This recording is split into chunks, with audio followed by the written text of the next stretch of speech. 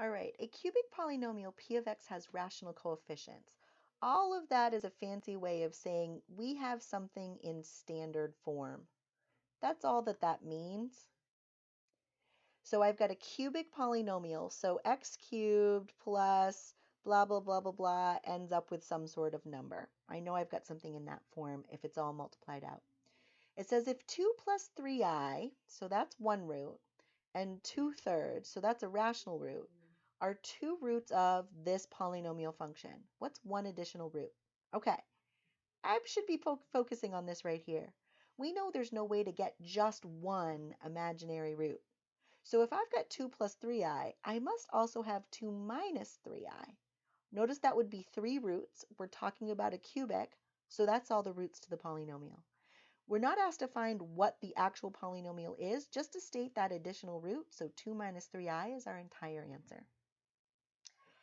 In number 4, we're asked what is a quartic polynomial function with rational coefficients? In other words, we have to give our answer in standard form. So that p of x equals to 0 has roots 1, 3, and 1 plus 2i. Notice that was only three roots. This is a quartic polynomial. So there's got to be another root. Well, that other root must come from this imaginary root. If I've got 1 plus 2i, I must also have 1 minus 2i. But unlike problem number 3, this isn't only asking us to find the missing root. It's actually asking us to find the polynomial function.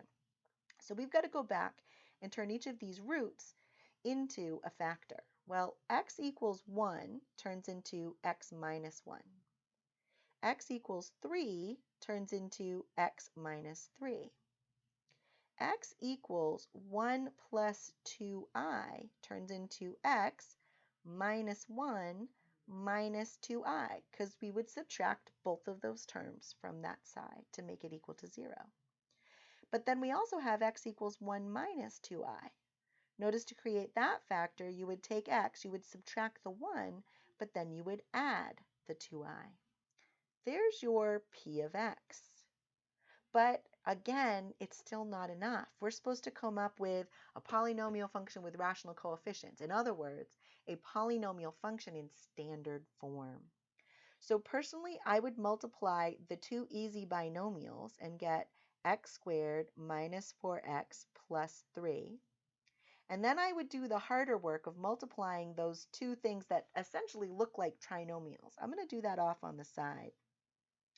First, you would be distributing an x. So you would have x squared minus x plus 2ix.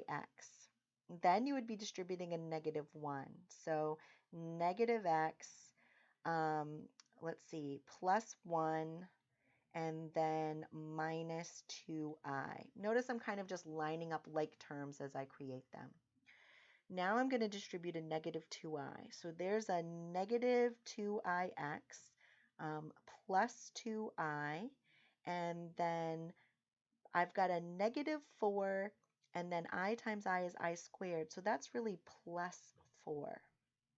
When I put all that together, I've got x squared, I've got negative 2x.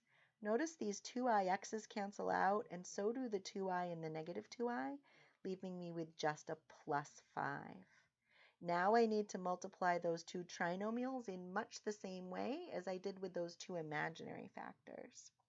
So I'm going to distribute an x squared. So I've got x to the 4th minus 2x cubed plus 5x squared.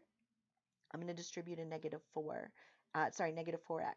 So negative 4x cubed plus 8x squared minus 20x. And then I'm going to distribute a 3x squared minus 6x plus 15.